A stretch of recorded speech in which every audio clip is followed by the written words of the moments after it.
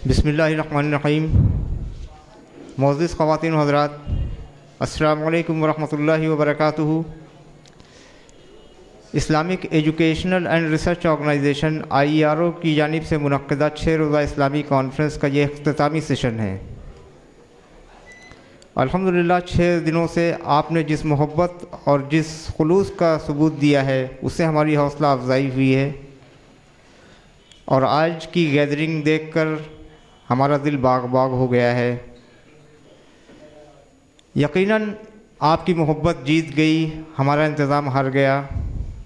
हमने हत्तल इम्कान कोशिश की थी कि ज़्यादा से ज़्यादा जगह का इंतज़ाम किया जा सके, लेकिन फिर भी कुछ हज़रात को तकलीफ़ हो रही है, उनसे हम माज़रत ख़्वाह हैं। अल्लाह सुब्हानहू व तआला से आप दुआ फ़रमाएँ कि अल्लाह ताला हमें इतनी वसअत दे कि हम और खुली जगह पर, बड़ी जगह पर, खुले मैदान में इस कॉन्फ्रेंस और नुमाइश का इनेकाद कर सकें। और अगर ऐसा हुआ तो इंशाअल्लाह बहुत सारे मसाइल हल हो जाएंगे। आइए हम आज के इस प्रोग्राम का आगाज़ करते हैं। आज की गुफ्तगू का मौजू है, क्या दावत दीन फ़र्ज़ नहीं। इस मौजू पर हमें ख़िताब करने के लिए बैनुल अक़वामी शोहरत याफ्ता इंटरनेशनल फेम के 2 दाइयान इस्लाम को हमने मदऊ किया। एक डॉक्टर शुएब सैयद साहब और दूसरे सैयद अब्दुल्ला तारिक साहब। डॉक्टर शुएब सैयद साहब इलाहाबाद तशरीफ़ ले आए, दिन में ही तशरीफ़ ले आए थे। वो यहाँ काफ़ी देर से मौजूद हैं, एग्ज़िबिशन विज़िट कर रहे थे और फिर अभी यहाँ मेहमान खाने में मौजूद हैं। सैयद अब्दुल्ला तारिक साहब को सुबह 9:10 पर इलाहाबाद स्टेशन पहुंचना था। उनकी ट्रेन का जो टाइम था वो सुबह 9:10 का था। तो हमारे पास बहुत वक्त था कि अब सैयद अब्दुल्ला तारिक साहब से हम कुछ और फ़ायदा उठा सकते, लेकिन रेलवे का इंतज़ाम इतना खूबसूरत है कि आप उसके बारे में कभी कुछ नहीं कह सकते कि क्या होगा। रेलवेज़ की मेहरबानी से वो ट्रेन अभी तक इलाहाबाद नहीं पहुंची है, लेकिन बहुत जल्द अभी बात हुई है अब्दुल्ला तारिक साहब से, बहुत जल्द, बहुत करीब कहीं हैं, पहुंचने के करीब हैं बिल्कुल। तो हम इस प्रोग्राम को शुरू कर रहे हैं, लिहाजा हम पहले शुएब सैयद साहब को सुनेंगे और इस दरमियान इंशाअल्लाह अब्दुल्ला तारिक साहब तशरीफ़ ले आएंगे, फिर उन्हें भी समाअत करेंगे।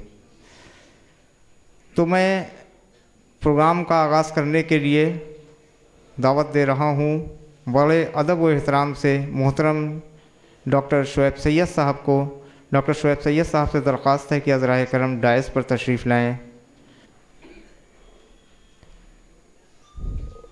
Please welcome doctor Shoaib Syed साहब।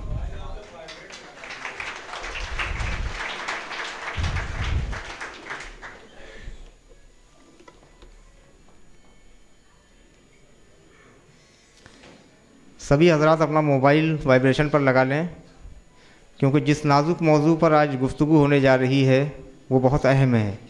उसका हमारी ज़िंदगी में बहुत अहम रोल है। उम्मत मुस्लिमा दीन की दाई बनाकर भेजी गई। अल्लाह के रसूल सल्लल्लाहु अलैहि वसल्लम ने हमें ये ज़िम्मेदारी सौंपी कि जिन लोगों तक ये पैगाम नहीं पहुंचा है उन तक पैगाम पहुंचा दिया जाए। तो इसी मौजू पर आज हमें गुफ्तगू करनी है और 2 बैनुल अक़वामी शोहरत याफ्ता दाइयान इस्लाम हमारे दरमियान मौजूद होंगे, हम उन्हें समाअत करेंगे।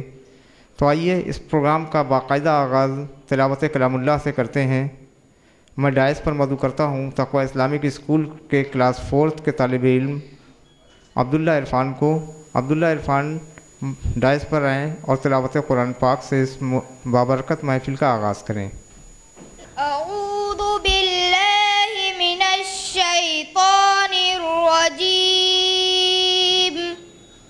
बिस्मिल्लाहिर्रहमानिर्रहीम।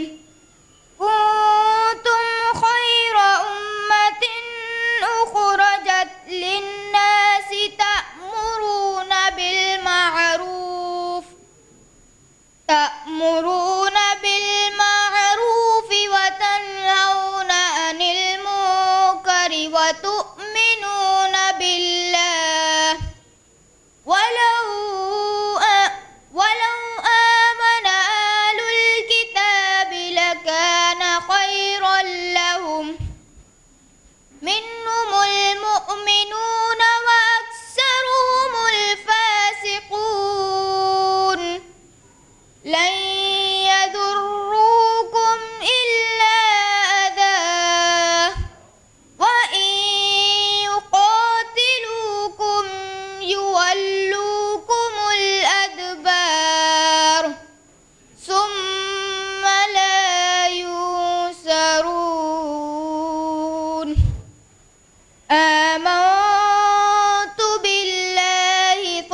सदक़ल्लाहु मौलानल अज़ीम।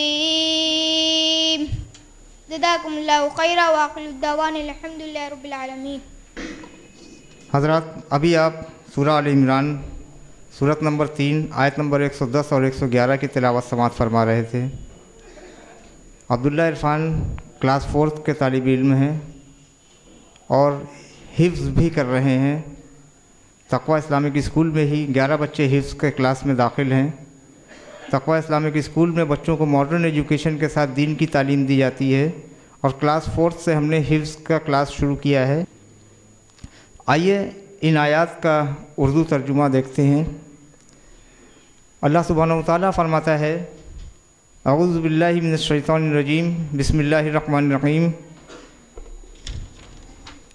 तुम बेहतरीन लोग हो जिन्हें लोगों की हिदायत के लिए पैदा किया गया है। तुम नेकी का हुक्म देते हो, बदी से रोकते हो और अल्लाह पर ईमान रखते हो।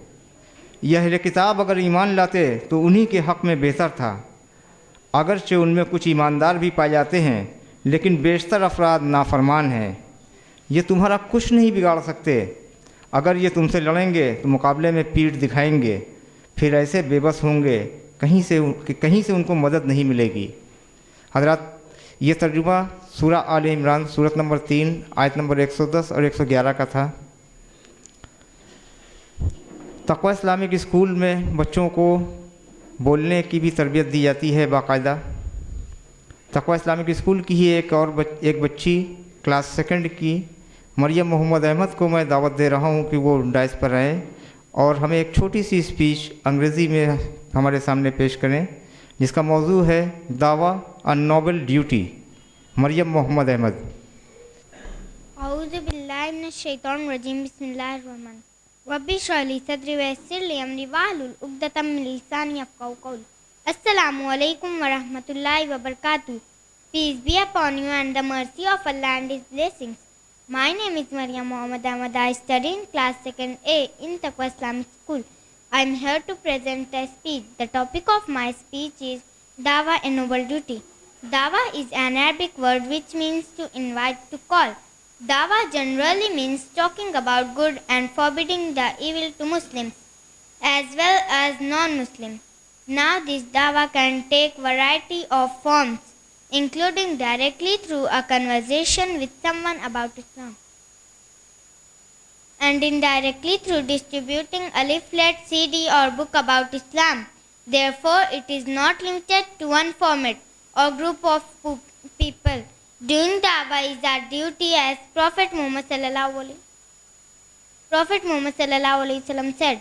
It's mentioned in Bukhari, Kitabul Ahadith al-Anbiya, Hadith number 3461. Ballighu anni walau ayah means convey from me even one verse.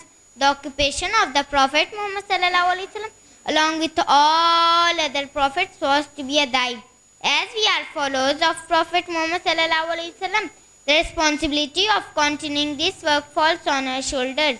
Doing da'wah is very relevant to present day scenario as well. It is a bit of cliche. People talk about the state of the Muslims world and the attacks by the media, etc. But just discussions are not sufficient. We need to contribute a bit to improve the condition. We need to do something for the change to come, as Allah subhanahu wa ta'ala says in Surah Rod, chapter number 13, verse number 11. Verily Allah will not change the good condition of the people as long as they do not change their state of goodness themselves. This can involve even very small actions like giving da'wah to non-Muslim friends or neighbors. This also includes making attempts to talk about good, forbid wrong, and strive to establish our truth and peace. Also, if we are blessed enough to be used as a tool by Allah subhanahu wa ta'ala to guide someone to Islam, it will provide us with a warm glow inside. Knowing we have helped someone, it will also become a source of sawab-e-jariyah for us. I would like to end my talk with a verse of the Holy Quran, Surah Fussilat, chapter number 41, verse number 33. وَمَنْ أَحْسَنُ قَوْلًا مِّمَّنْ دَعَا إِلَى اللَّهِ وَعَمِلَ صَالِحًا وَقَالَ إِنَّنِي مِنَ الْمُسْلِمِينَ, means who is better in speech than the one who calls men to Allah, works righteousness and says, I am of those who bow in Islam. Jazakallahu khaira wa akhiru da'wana alhamdulillahi rabbil alamin. जज़ाकिल्लाहु Khaira Maryam Mohammad Ahmad. Hazrat, class second की ये बच्ची आपके सामने दावत की अहमियत पर रोशनी डाल रही थी। अब वक्त हो गया है कि हम इस जलसे के मकसद की तरफ आ जाएं। आज के इस जलसे का मौजू आपके इल्म में है, क्या दावत दीन फ़र्ज़ नहीं। दावत दीन वो फरीज़ा है जो अल्लाह के रसूल सल्लल्लाहु अलैहि वसल्लम ने हम मुसलमानों पर बग़ैर इस बात की तफरीक के कि कोई शख्स अमीर है या गरीब, कोई हाकिम है या महकूम, कोई आलिम है या अनपढ़, हर शख्स पर ये ज़िम्मेदारी आयद की। जैसा कि बच्ची ने बताया, अल्लाह के रसूल सल्लल्लाहु अलैहि वसल्लम ने फरमाया, बल्लिगु अन्नी वलौ आया, पहुँचा दो मेरी जानिब से खा एक आयत ही हो। एक आयत भी अगर किसी शख्स के पास पहुँचती है तो ये उसकी ज़िम्मेदारी बनती है कि वो उसको दूसरों तक पहुँचाए। लेकिन हमारी बदकिस्मती ये है कि हम इस अहम ज़िम्मेदारी को कतन भूल कर बैठ गए। आज हम गैर मुस्लिमीन से बात करते हुए घबराते हैं। उनसे अगर कोई शख्स सवाल भी करता है इस्लाम के बारे में कुछ, तो हम उसे कुछ बताने की पोजीशन में नहीं होते। वजह उसकी यह है कि हम खुद भी नहीं जानते इस्लाम के बारे में। जब हम दावा करेंगे, जब हम दावत के लिए आगे बढ़ेंगे, अगर मुस्लिमीन को के सामने इस्लाम पेश करेंगे, तो यकीनन हमारे सामने शुरू में दुश्वारी आएगी। कुछ सवाल ऐसे होंगे जिनके जवाब हमें नहीं मालूम होंगे, तो यकीनन हमें लामहला हमें मुताला करना पड़ेगा। इससे हमारे इल्म में भी इजाफ़ा होगा। डॉक्टर शुएब सैयद साहब यहीं तशरीफ़ फरमा हैं। पिछली मरतबा जब आप तशरीफ़ लाए थे तो हमारे एक दोस्त हैं डॉक्टर आज़मी साहब, उन्होंने सवाल किया था डॉक्टर साहब से कि ये बताइए कि आपको एक एक बात का जवाब ज़बानी याद है, कैसे, ये कैसे पॉसिबल है। तो डॉक्टर साहब ने फरमाया कि शुरू में परेशानी होती, शुरू में मैं भी यही समझता था कि ये कैसे कर सकते हैं हम ये काम, लेकिन जब रफ्ता रफ्ता काम शुरू किया, परेशानी आई, सवाल आए सामने, लोगों ने क्रॉस क्वेश्चन किए, जवाब नहीं बन पड़ा, आके तलाश किया किताबों में, लोगों से दरियाफ़्त किया, उलमा से दरियाफ़्त किया, रफ्ता रफ्ता एक सवाल फिर ऐसा होता है कि कई बार, 2 बार, 3 बार, 4 बार, 10 बार रिपीट होता जाता है, तो वो खुद ब खुद अपने आप लर्न हो जाता है और हर बात का जवाब खुद ब खुद आगे आ जाता है, ज़बान पर रखा होता है जवाब। तो ये काम करने पर डिपेंड करता है कि जब हम काम शुरू करते हैं, अपनी ड्यूटी, अपनी ज़िम्मेदारी को निभाना शुरू करते हैं, तो हमारे लिए रास्ते आसान होते जाते हैं। उम्मत मुस्लिमा की दावत की तरफ से बढ़ती जा रही गफलत इंतहाई अफसोसनाक है। इसी वजह से हमने इस सेशन का आखिरी मौजू दावत के मौजू पर रखा, ताकि दावत की अहमियत लोगों पर वाज़ेह हो। और हमने इंटरनेशनल शोहरत याफ्ता मुकर्रिरीन को दावत दी। डॉक्टर शुएब सैयद साहब से आप बखूबी वाकिफ़ हैं, आपके तारुफ़ की ज़रूरत नहीं है। आप पीस टीवी से डॉक्टर शुएब सैयद साहब को बहुत अच्छी तरह से जानते हैं। डॉक्टर शुएब सैयद साहब पेशे से मेडिकल डॉक्टर हैं, लेकिन आपने दावत हक़ के लिए, खिदमत दीन के लिए अपना पेशा छोड़ दिया और फिर अपनी सारी ज़िंदगी खिदमत इस्लाम में लगा दी। डॉक्टर शुएब सैयद साहब क्रिश्चियनिटी के स्पेशलिस्ट हैं। क्रिश्चियंस को दावा करने के लिए डॉक्टर शुएब सैयद साहब स्पेशलिस्ट हैं। मैंने आपका एक वर्कशॉप किया है दिल्ली में, 3 दिन का वर्कशॉप, जिसमें डॉक्टर साहब ने सुबह 9 बजे से लेकर रात तक नमाज के वक्फे के अलावा फुल टाइम क्लास लेते रहे 3 दिन, और क्रिश्चियनिटी की वो बारीक बातें बताई हैं स्टूडेंट्स को जो कभी हम सोच भी नहीं सकते थे कि इतनी चीज़ें क्रिश्चियनिटी में, इतने लूप होल्स होंगे। तो क्रिश्चियनिटी की ख़ास बातें हैं, क्रिश्चियनिटी के लूप होल्स, क्रिश्चियनिटी बाइबल के लूप होल्स डॉक्टर साहब ने बहुत वाज़े करके बताए। पूरी हिस्ट्री आपको याद है। और आप जब वो वर्कशॉप करने आए थे तो 2 बड़े बड़े सूटकेस में किताबें भर कर लाए थे। 2 बड़े सूटकेस में, काफ़ी बड़े वज़नी सूटकेस, और एक एक किताब दिखाते थे कि देखिए ये किताब, ये बाइबल, ये फ़लाँ सेक्ट की बाइबल, ये फ़लाँ सेक्ट की बाइबल। हम इस बात का रोना रोते हैं कि साहब हमारे वहाँ बहुत सारे सेक्ट हैं। ऐसा नहीं है, सभी जगह सेक्ट हैं। फ़र्क सिर्फ इतना है कि हम हर सेक्ट वाले एक दूसरे की टांग खींचने में लगे रहते हैं, जबकि उनके वहाँ ऐसा नहीं है। वो सब अपने आप को क्रिश्चियन कहते हैं।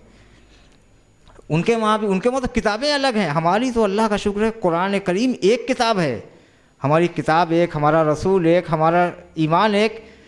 फिर भी हम मुत्तहिद नहीं हैं। उनके पास अलग अलग बाइबिल हैं, मुख्तलिफ़ तरह की बाइबिल्स हैं, लेकिन वो मुत्तहिद हैं। पूरी क्रिश्चियन दुनिया मुत्तहिद नज़र आती है। आप देखिए, आप बाहर से आपको नहीं पता चलेगा कितने सेक्ट होंगे। आप कितने सेक्ट जानते हैं क्रिश्चियन में? दो से ज़्यादा सेक्ट जानते ही नहीं लोग। डॉक्टर शुएब सैयद साहब ने जिस वक्त बताया तो हैरान रह गए हम लोग कि इतने सेक्ट क्रिश्चियनिटी में हैं।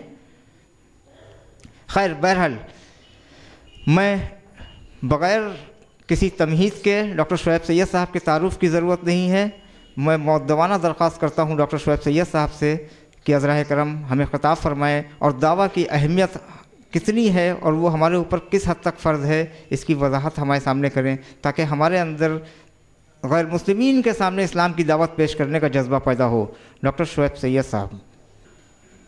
अल्हम्दुलिल्लाह वस्सलातु वस्सलाम अला रसूलिल्लाह व अला आलिहि व सहाबिहि अजमईन। फ़अऊज़ु बिल्लाहि मिनश शैतानिर रजीम। बिस्मिल्लाहिर रहमानिर रहीम। वल अस्र इन्नल इंसान लफ़ी खुस्र इल्लल्लज़ीना आमनू व अमिलुस सालिहात व तवासौ बिल हक़ व तवासौ बिस्सब्र। रब्बि इश्रह ली सदरी व यस्सिर ली अमरी वहलुल उक़दतम मिन लिसानी यफ़क़हू क़ौली। मोहतरम सदर साहब, अज़ीज़ भाइयों बहनों, बुज़ुर्ग दोस्तों, उलमा कराम, पर्दा नशीं माँ बहनें, अस्सलामु अलैकुम व रहमतुल्लाहि व बरकातुहू। जैसे तकरीर का उन्वान आपके सामने ऐलान हुआ, क्या दावत दीन फ़र्ज़ नहीं? और इस मुनासिबत से मैंने एक सूरत कुरान मजीद की तिलावत फरमाई और ये सूरतुल अस्र 103 नंबर की सूरत है कुरान में, जिसके ताल्लुक़ से इमाम शाफ़ी रहमतुल्लाह अलैह कहते हैं कि अगर ये सूरत सिर्फ नाजिल हुई होती और कुछ नहीं नाजिल हुआ होता तो ये हिदायत के लिए, इंसान के लिए काफ़ी है। ये इतनी जामे तरीन सूरह है सूरतुल अस्र।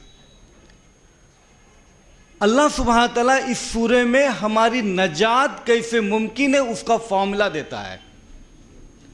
ईसाई हजरात अक्सर ये कहते हुए सुनते हैं कि वे ऑफ साल्वेशन, नजात का ज़रिया, नजात कैसे हासिल हो तुम्हारे मज़हब में नहीं है, हमारे मज़हब में है। कैसे साल्वेशन मिलता है, कैसे नजात मिलती है। लेकिन अल्हम्दुलिल्लाह अल्लाह सुब्हानहू व तआला नटशेल में एक मुख्तसर सूरत में 3 आयतों में अल्हम्दुलिल्लाह पूरा नजात का फॉर्मूला हमारे सामने पेश करता है। वल अस्र, और कसम खा के कहता है वल अस्र, ज़माने की कसम, वक्त की कसम, by the token of time, ज़माने की कसम।